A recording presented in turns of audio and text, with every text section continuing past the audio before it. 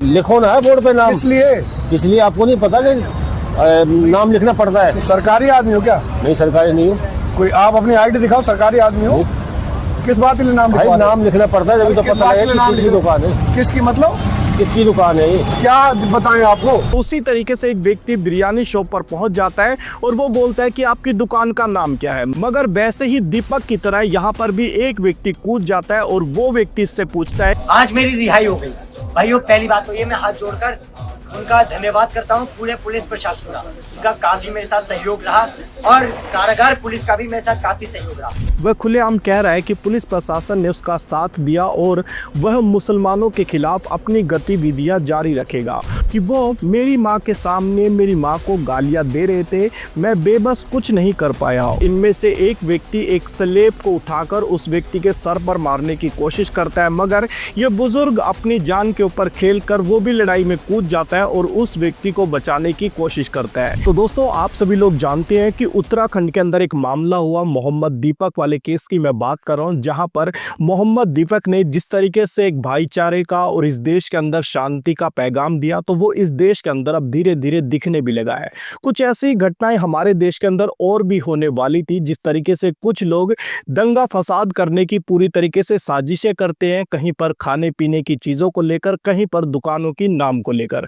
ये चीजें आप लोग देखते आए हैं। जिस तरीके से उत्तराखंड के अंदर बाबा शॉप के ऊपर हुआ, तो दोस्तों उस दुकान का नाम बदलने को लेकर ये सारा विवाद हुआ था। और ऐसा ही केस आया है दिल्ली से सामने, जहां पर आप लोग देख सकते हैं 4 युवक जो कि पूरी तरीके से नशे में थे और एक लड़की को वहां पर छेड़ते हैं और दोस्तों एक व्यक्ति सामने आता है उस लड़की को बचाने के लिए, तो ये 4 लोग उसको मिलकर मारना शुरू कर देते हैं। जब ये लोग उसको मार रहे होते हैं तो दोस्तों वहां पर खड़ा हुआ एक बुजुर्ग सामने से देख रहा होता है और वो जैसे इनके पास जाता है तो दोस्तों इनमें से एक व्यक्ति एक स्लेब को उठाकर उस व्यक्ति के सर पर मारने की कोशिश करता है, मगर यह बुजुर्ग अपनी जान के ऊपर खेलकर वो भी लड़ाई में कूद जाता है और उस व्यक्ति को बचाने की कोशिश करता है। अब आप सभी लोग देख सकते हैं यहाँ पर जो मोहम्मद दीपक वाला केस हुआ था उत्तराखंड के अंदर, यहाँ पर भी एक चाचा जिसकी बड़ी सी दाढ़ी थी, जिससे बहुत ज्यादा नफरत करते हैं ये ऐसे लोग जो कि इस देश के अंदर नफरत के बाजार को खोलना चाहते हैं। तो दोस्तों इन लोगों ने यहाँ पर देखा कि ये चाचा इसकी मदद करना चाहता है, तो दोस्तों उसको भी ये लोग सुनाना शुरू कर देते हैं। आप लोग इस वीडियो के अंदर देख रहे हैं।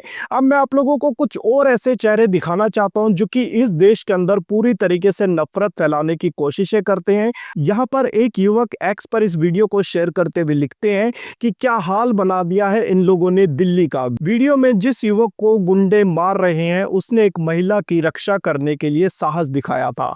तो दोस्तों इसी तरीके का साहस यहाँ पर दीपक ने भी दिखाया था, मगर दीपक के ऊपर ही उत्तराखंड पुलिस ने FIR दर्ज कर दी। अब मैं आप लोगों को दिखाना चाहता हूँ, एक केस नहीं है बल्कि इस देश के अंदर बहुत सारे ऐसे लोग हैं जो कि नफरत फैलाना चाहते हैं, लोगों के अंदर फूट डालना चाहते हैं, इस देश के अंदर टुकड़े टुकड़े करना चाहते हैं।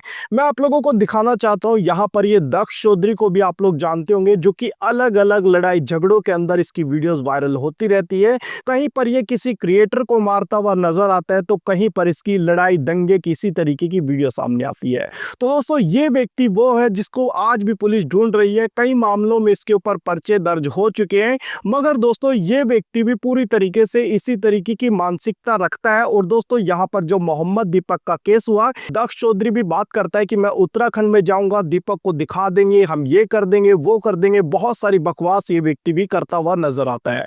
मैं आप लोगों को दिखाना चाहता हूँ, इस देश के अंदर बहुत सारे उदाहरण हैं जिस तरीके से ये व्यक्ति, आप लोग जानते होंगे इसको, यहाँ पर इसने भी कुछ ऐसी ही नफरत फैलाई थी इस देश के अंदर, जहां पर कुछ कॉलेज के स्टूडेंट आपस में बर्थडे पार्टी मनाने के लिए गए थे। वहां पर कुछ मुस्लिम लड़के भी मौजूद थे। तो दोस्तों ये अपनी पार्टी के साथ वहां पर पहुंच जाता है, यानी जो इसके गुंडे दोस्त इसके साथ थे। तो दोस्तों ये लोग वहां पर जाकर बजरंग दल के नाम से ये लोग गए और दोस्तों उसके बाद वहां पर भी गुंडागर्दी की जाती है। वहां पर उन मुस्लिम लड़कों को मारा पीटा जाता है। उसके बाद इसके ऊपर जब पुलिस कंप्लेंट हो जाती है तो दोस्तों इसको पुलिस वाले पकड़ कर ले जाते हैं। मगर उसके बाद सोचने वाली बात यह थी कि इसको पुलिस का खौफ होना चाहिए था, इसको पुलिस का डर होना चाहिए था कि सच में इस देश में कानून मौजूद है। मगर दोस्तों ये कुछ ऐसी बातें नहीं करता। जब ये व्यक्ति जेल से बाहर आता है तो आप लोग देख सकते हैं यहाँ पर, जय श्री राम, जय गौ माता, भारत माता की। भाइयों मैं आपका भाई ऋषभ ठाकुर। जिस प्रकार से पिछले कृत्य किए गए के बाद मैं माननीय न्यायाधीश महोदय के समक्ष पेश होने के बाद पुलिस कस्टडी में, न्यायाधीश की कस्टडी में पहुंचा। आज मेरी रिहाई हो गई। भाइयों, पहली बात तो ये, मैं हाथ जोड़कर उनका धन्यवाद करता हूँ पूरे पुलिस प्रशासन का। उनका काफी मेरे साथ सहयोग रहा और कारागार पुलिस का भी मेरे साथ काफी सहयोग रहा। भाइयों, मैं आपको इस बात से अवगत कराना चाहता हूँ कि आप अपने देश धर्म के लिए जब लड़ोगे और कहीं ना कहीं अगर आप गलती से या कुछ ऐसी चीजें होती है जिसके बाद आप जेल पहुंच जाते हो, तो आपको वहाँ भी सम्मान मिलता है। जेल में जितने भी हिंदू भाई थे, उनका पूरा ही मुझ पे समर्थन रहा। भाइयों, मैं आपको ये बात बताना चाहता हूँ और साथ आप ही के साथ साथ मैं पूरी बरेली की जनता को ये बात बताना चाहता हूँ कि जितने मुसलमान देश विरोधी, धर्म विरोधी, जिहादी मानसिकता रखने वाले कटमुल्ले ये बात ये सोच रहे थे कि मैं जेल जाने के बाद मेरा मनोबल टूटेगा, मैं अकेला हो जाऊंगा, तो भाइयों, कुछ लोगों ने जब एक्स के ऊपर इसके बारे में लिखना शुरू किया तो लिखा गया, जेल से बाहर होने के बाद नफरत फैलाने वाला गुंडा ऋषभ ठाकुर का बयान बेहद चिंताजनक है। वह खुलेआम कह रहा है कि पुलिस प्रशासन ने उसका साथ दिया और वह मुसलमानों के खिलाफ अपनी गतिविधियां जारी रखेगा। तो दोस्तों, जिस तरीके की नफरत इस व्यक्ति ने उस बर्थडे पार्टी के अंदर की, वहां पर जाकर मारपीट की, तो दोस्तों ये व्यक्ति बोलता है कि देखो, मुझे पूरा समर्थन मिला पुलिस का भी, और मैं जेल के अंदर गया तो जेल के जो कैदी थे उनका भी मुझे खुलकर समर्थन मिला। अगर आप लोग इस धर्म के काम में आओगे तो आपको खुलकर लोग सपोर्ट करेंगे। तो दोस्तों, इस तरीके की विचारधारा रखते हुए ये जेल से बाहर है और बाहर आकर इसने फिर से वही नफरत फैलाना शुरू कर दिया। जहां पर आप लोगों ने इस वीडियो को देखा, यहां पर ये नफरत फैलाई जा रही है और देखो किस तरीके से उत्साहित करता है कि अगर आप लोग भी इस तरीके के काम करोगे तो आपको खुलकर समर्थन दिया जाएगा, आपके ऊपर कोई बड़ी कार्रवाई नहीं होगी, फिर से आप इसी तरीके से बाहर आ जाओगे। तो दोस्तों, ये नफरत इस तरीके की फैलाई जा रही है। जैसे कि आप लोगों ने दीपक वाले मामले में देखा, तो दोस्तों हाल ही में मैं आप लोगों को वहां का केस भी बता दूं, वहां पर किसी भी मीडिया कर्मी को जाने की अनुमति नहीं है, मगर पुलिस प्रशासन का जब बाहर इंटरव्यू आता है तो दोस्तों पुलिस वाले बोलते हैं कि यहां पर ऐसा कुछ भी नहीं है और मीडिया वालों को भी रोका नहीं जा रहा, बस हम लोग तो वहां पर जो लोग जाना चाहते हैं उनकी चेकिंग कर रहे हैं। मगर दोस्तों, ये बिल्कुल झूठ बात है। मैं आप लोगों को सच्चाई बताऊं तो दोस्तों, बहुत सारे न्यूज रिपोर्टर जब वहां पर जाने लगे तो उनकी वहां पर चेकिंग की गई और उसके बाद उनको रोका गया कि वो लोग वहां नहीं जा सकते। और उसके बाद भी कुछ ऐसे न्यूज रिपोर्टर थे जो कि वहां के हालात को जानना चाहते थे, वो लोग जैसे तैसे करते हुए वहां पर पहुंचते हैं, वहां पर जाकर अपनी बाइट लोगों से लेना शुरू करते हैं। तब जाकर पता चलता है कि पुलिस वाले बोलते हैं कि यहां पर तो ऐसा कुछ था ही नहीं कि किसी रिपोर्टर को रोका गया हो। मैं आप लोगों को दिखाना चाहता हूं, यहां पर सौरभ शुक्ला लिखते हैं कि बड़ी मशक्कत के बाद हमारी मुलाकात दीपक से हुई। दीपक ने पुलिस की हिदायत के बाद हमसे बात की। दीपक ने सारी घटनाक्रमों को याद कर कर रो दिए। कह रहे थे जिम बंद करना पड़ रहा है, बेटी को स्कूल नहीं भेज पा रही।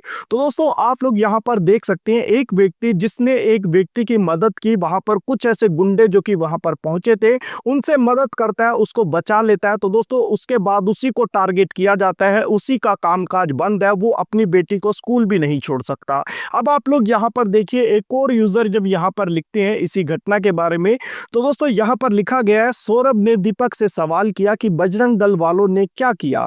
इस सवाल पर दीपक ने बताया कि वो मेरी मां के सामने मेरी मां को गालियां दे रहे थे, मैं बेबस कुछ नहीं कर पाया, और इतना कहकर दीपक वहां पर रो पड़े। तो दोस्तों, आप लोग देख सकते हैं, जब इस तरीके की घटनाएं एक व्यक्ति के साथ होती है, उसके बाद वो व्यक्ति अपने कामकाज को भी बंद कर देता है और पूरे देश के अंदर लोग दीपक को सपोर्ट भी कर रहे हैं। मगर दोस्तों, जो बजरंग दल के लोग हैं, दक्ष चौधरी जैसे लोग हैं, ये खुलकर दीपक का विरोध करते हैं और दीपक को ही उल्टा धमकियां देनी शुरू कर देते हैं कि ये लोग फिर से आएंगे, फिर से ऐसा होगा, तेरे को देख लेंगे। और यहाँ पर इस व्यक्ति को तो आप लोगों ने जरूर देखा होगा, जो कि इस तरीके की बातें दीपक के बारे में बोलता है कि तू टारगेट पर है। अब आप लोग मुझे बताइए, क्या इस तरीके की चीजें जब इस देश के अंदर होगी तो दोस्तों क्या सच में ये देश सुरक्षित हाथों में है? मुझे आप लोग बताइए। मैं आप लोगों को बताऊं, एक और मामला है जो कि इसी तरीके के रिलेटेड है। जिस तरीके से बाबा शॉप के ऊपर कुछ बजरंग दल के गुंडों ने पहुंचकर गुंडागर्दी करनी शुरू की, अपना हक जताना शुरू किया कि नाम बदलना पड़ेगा, इस दुकान का नाम बदल दो, ये कर दो, वो कर दो। उसी तरीके से एक व्यक्ति बिरयानी शॉप पर पहुंच जाता है और वो बोलता है कि आपकी दुकान का नाम क्या है। मगर वैसे ही दीपक की तरह यहाँ पर भी एक व्यक्ति कूद जाता है और वो व्यक्ति इससे पूछता है कि आप सरकारी महकमे से हैं, आप कौन है, आपको किसने अधिकार दिया नाम जानने का, आप कोई सरकारी मुलाजिम है। इस तरीके की बातें की जाती है, तब जाकर ये व्यक्ति पीछे हटता है। तो दोस्तों जरा आप लोग इस वीडियो को देखिए। लिखो ना बोर्ड पे नाम, इसलिए आपको नहीं पता कि नाम लिखना पड़ता है? सरकारी आदमी हो क्या? नहीं, सरकारी नहीं हूँ। कोई आप अपनी आईडी दिखाओ, सरकारी आदमी हो। किस बात के लिए नाम भाई लिखवा रहे हैं? नाम लिखना पड़ता है जब तो किस पता बात के लगे लिए नाम किसकी लिख- दुकान है। किसकी मतलब किसकी दुकान है ये? क्या बताएं आपको?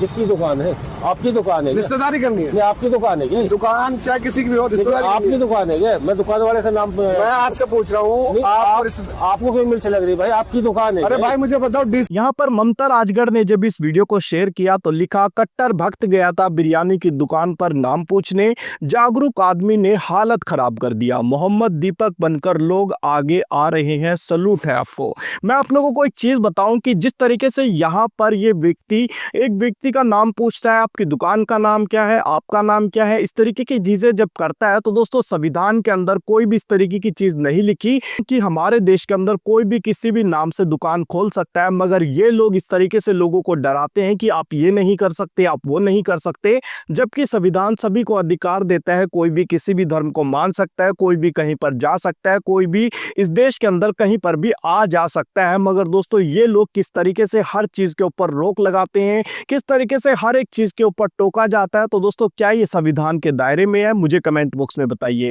दोस्तों जिस तरीके से ये लोग सरेआम गुंडागर्दी, सरेआम इस देश के अंदर नफरत फैलाते हैं, ये लोग फिर भी सड़कों के ऊपर घूमते हैं, फिर भी सोशल मीडिया के ऊपर रील डालते हैं, फिर भी इस देश के अंदर जगह जगह पर घूमते हैं, इनको कोई पुलिस वाले अरेस्ट नहीं करते। जिस तरीके से आप लोगों ने मोहम्मद दीपक वाले केस के अंदर जो कि 26 जनवरी को हुआ था, उसके बाद 31 जनवरी को भी वहां पर इसी तरीके से नारेबाजियां की जाती है, दीपक को गालियां दी जाती है, मगर दोस्तों कोई पुलिस वाले वहां पर उन लोगों को अरेस्ट तक नहीं करते, जिनके आप लोग यहां पर फोटो भी देख सकते हैं। ये लोग वीडियोस के अंदर साफ साफ गाली देते हुए नजर आते हैं, खुद अपनी वीडियो सोशल मीडिया के ऊपर अपलोड करते हैं, न्यूज में जाकर इंटरव्यू देते हैं कि हाँ हम लोग गए थे, हमने वहां पर जाकर ये किया वो किया, ये सारी बातें खुद बता रहे हैं। मगर दोस्तों जब दीपक ने इनके ऊपर एफआईआर दर्ज करवाई तो दोस्तों उसके बाद पुलिस वालों को अभी तक ये नहीं पता चला कि आखिर वीडियो के अंदर है कौन। अब मैं आप लोगों को यही चीज बताना चाहता हूं कि इस देश के जो पत्रकार हैं, न्यूज रिपोर्टर हैं, जो कि सोशल मीडिया के ऊपर काम करते हैं, वो लोग जाकर उनको ढूंढ लेते हैं, मगर दोस्तों उत्तराखंड की पुलिस अभी तक भी इन लोगों को नहीं ढूंढ पाई। अब मैं आप लोगों को यह बताना चाहता हूं कि ऐसा वहां पर क्यों हो रहा है। तो दोस्तों यहां पर आप लोग देख सकते हैं, ये उत्तराखंड के ही बीजेपी के मंत्री है, जो कि यहां पर 31 दिसंबर को एक अपना प्रोग्राम कर रहे थे, जिसमें ये बजरंग दल के कुछ लोग थे, जिनको मैं आप लोगों को यहां पर फोटो दिखा सकता हूं। हालांकि ये लोग कहते हैं कि हम बीजेपी से हैं, मगर ये लोग उस बजरंग दल की भीड़ के अंदर खड़े होकर गालियां दे रहे थे। यहां पर सोशल मीडिया के ऊपर शेयर किया जाता है 31 जनवरी की दोपहर को 1:41 पर मुख्यमंत्री पुष्कर सिंह धामी कोटद्वार से लव जिहाद, लैंड जिहाद और थूक जिहाद के साथ साथ मदरसा बोर्ड के मुद्दों पर बात करते हुए बीजेपी उत्तराखंड एक्स हैंडल पर लाइव देखे जा सकते हैं।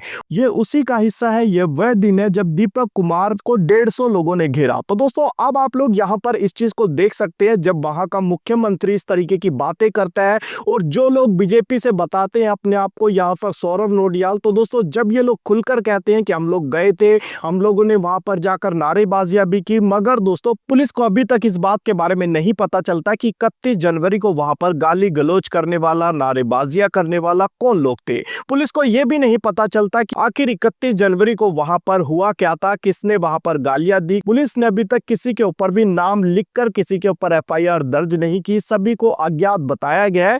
अब आप लोग मुझे बताइए, जो लोग खुद सोशल मीडिया के ऊपर अपनी सारी जानकारी शेयर करते हैं, सारी वीडियो शेयर करते हैं, क्या दोस्तों इन लोगों के ऊपर कार्रवाई नहीं होनी चाहिए? आप लोग मुझे बताइए। आप लोग कमेंट बॉक्स में इस बात के बारे में जरूर बताएं और इस वीडियो को लाइक और चैनल को सब्सक्राइब जरूर करें। फिर मिलते हैं हम किसी नेक्स्ट वीडियो के अंदर।